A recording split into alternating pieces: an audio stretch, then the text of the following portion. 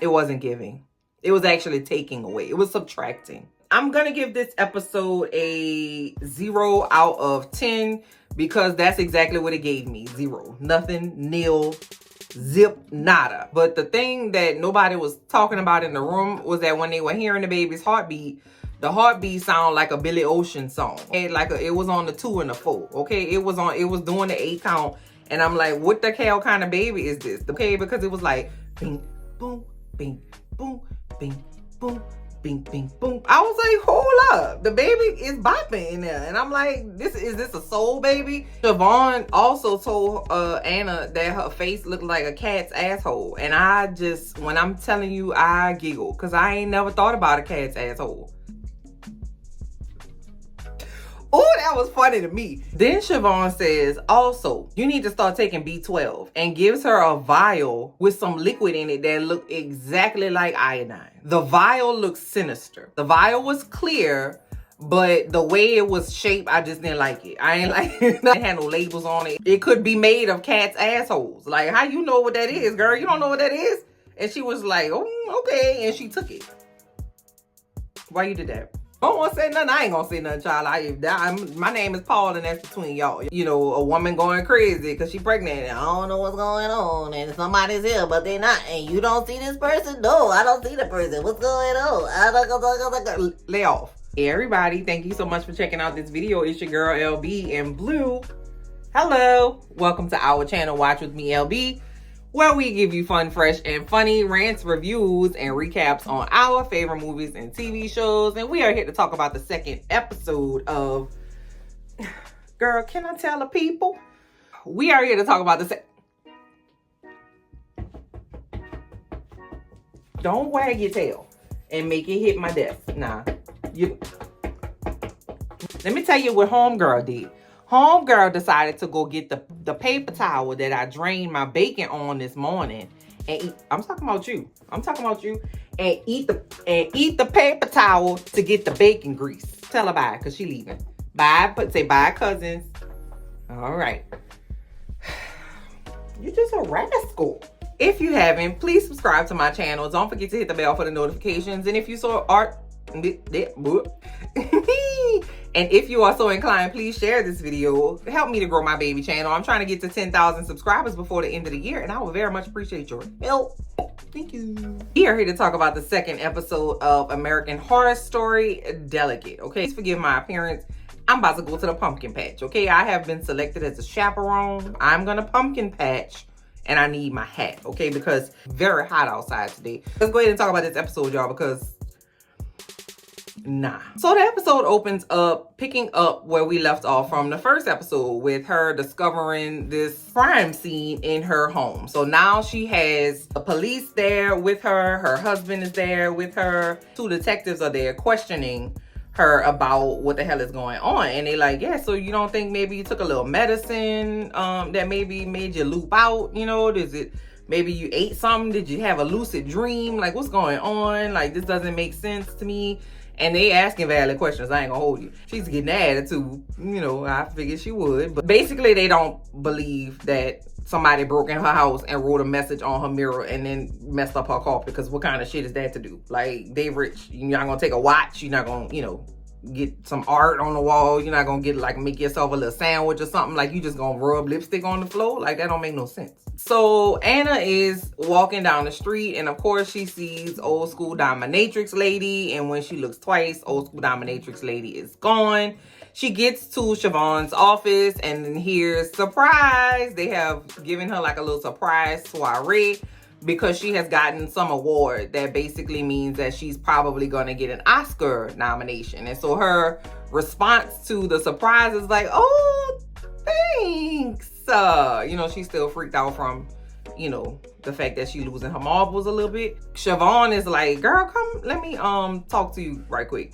You need to get it together, okay? My staff and I have been busting our ass to make sure you get this Oscar nomination, and one of my staff members has sucked at least 42 different yams to make sure that you get this nomination, and you acting real ungrateful. This baby jaw is dislocated, and he ain't never gonna be the same. So you gonna have to get it together because you being mad ungrateful right now. She said that man jaw was never gonna recover from all the yams that he had to wax to get her the nomination. Okay.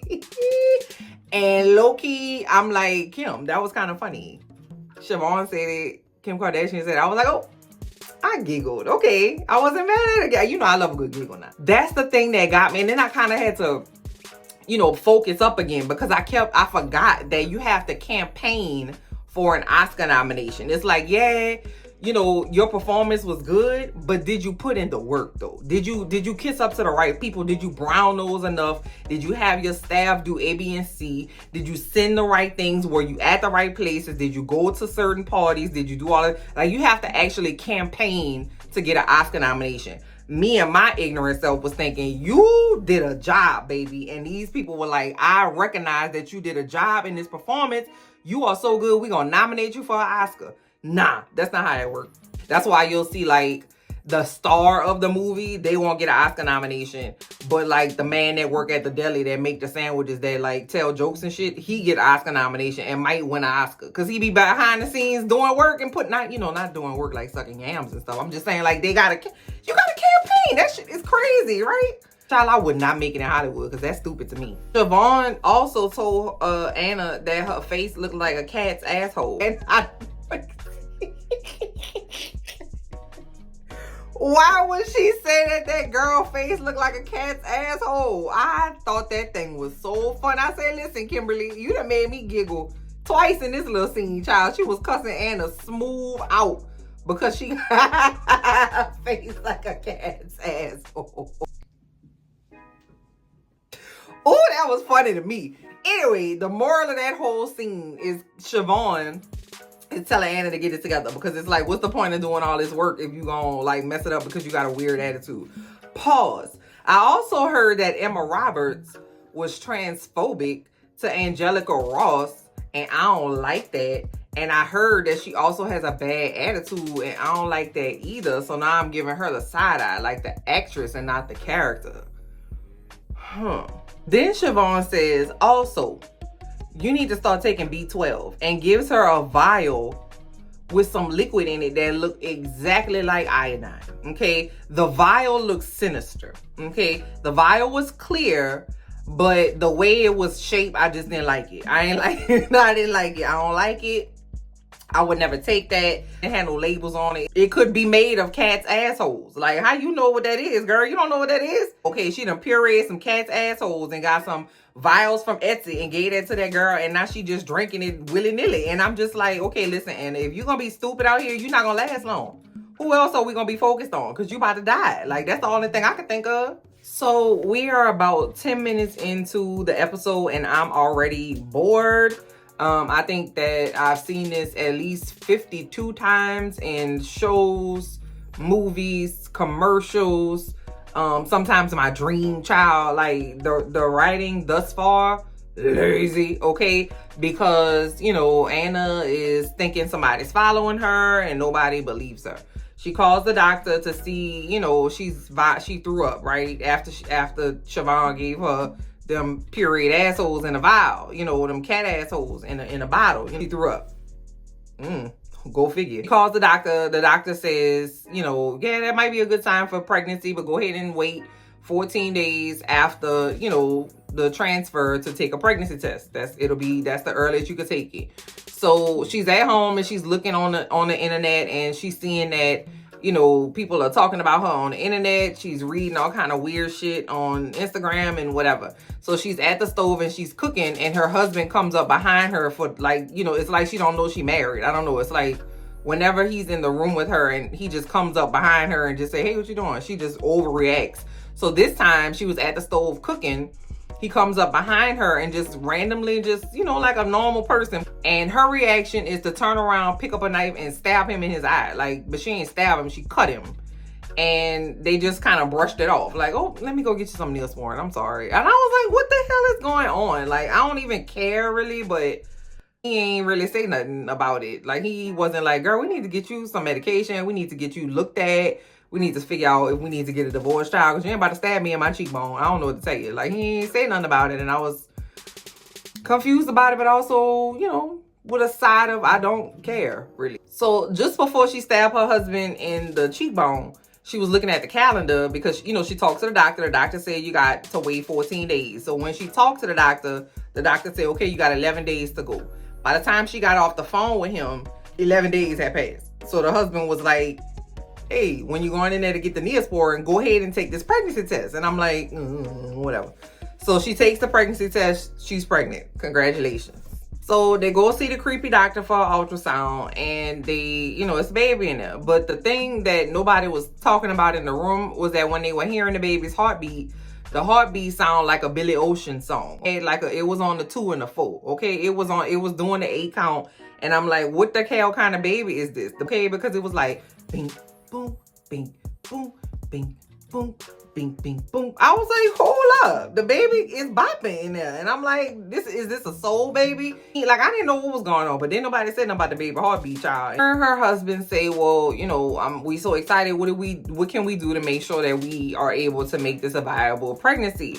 And so the creepy doctor say, eat healthy and, you know, drink water and, you know, get rest when you can. And make sure, very importantly, no stress. What you talking about? Why are you talking to me like that? No stress. Don't flip-flop like that. Don't Jekyll and Hyde me, sir. Like, why did you do that like that? See, he's just creepy. So Anna and Siobhan are at Anna's house, and they're trying on dresses for the Gotham Awards, right?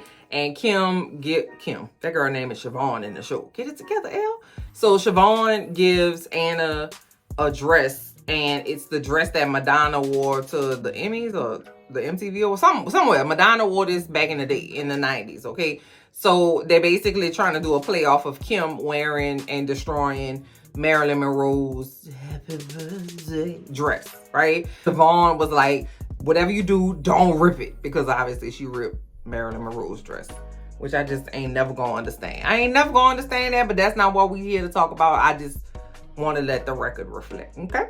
Siobhan makes Anna go into the room because she wants her to see the dress in a full-length mirror. And apparently the only full-length mirror in this big, beautiful, well-fitted and furnished home is in Anna's bedroom. Okay, so they go in the bedroom, and, you know, Siobhan is like, why you didn't clean the mirror off? And Anna's like, well, I tried, it won't come off. And so they, you know, looking in the mirror, and she thinks she looks nice or whatever. And the dress was mad plain to me, baby. It looked like she got that thing straight off the rack at Macy's. I don't know if that was actually the dress, like a replica of the dress Madonna wore. But baby, it wasn't giving. Okay, but anyway, she looking in the mirror with Siobhan, and they start feeling themselves, and they start singing a song and having a good time. And the mirror cracks, right? All of a sudden in front of them. And I kept thinking to myself, like, this is a mirror, like a, you know, it's one of them leaning mirrors. You know what I'm saying? You know what I mean? Like a full-length mirror that you just lean on the wall, right? Why she didn't throw that shit away? Like, pick it up, toss it out, go to Home Goods, get another one. Or if you know they rich, so they probably, where they gonna go? Crate and Barrel, child? Pottery Barn? I don't know, child. I don't, you know, I go to Home Goods, okay? I was like, why you didn't throw the mirror out? Like, they just had it on the, whatever, child. The mirror cracked, okay? Because the mirror was like, please get rid of me, okay? Get rid of my own self. Let me go. Maybe if I give you a little help, you'll help me help myself and put me out to the curb, okay? Because I don't want no demonic writing on me.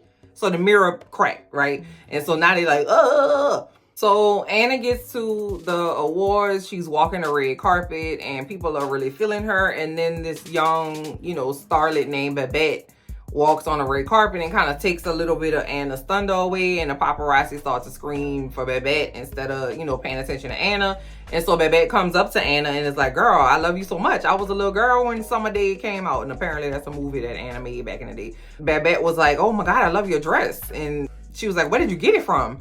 And then Anna was like, it's archival. Madonna wore it to the 1991 Oscars or something.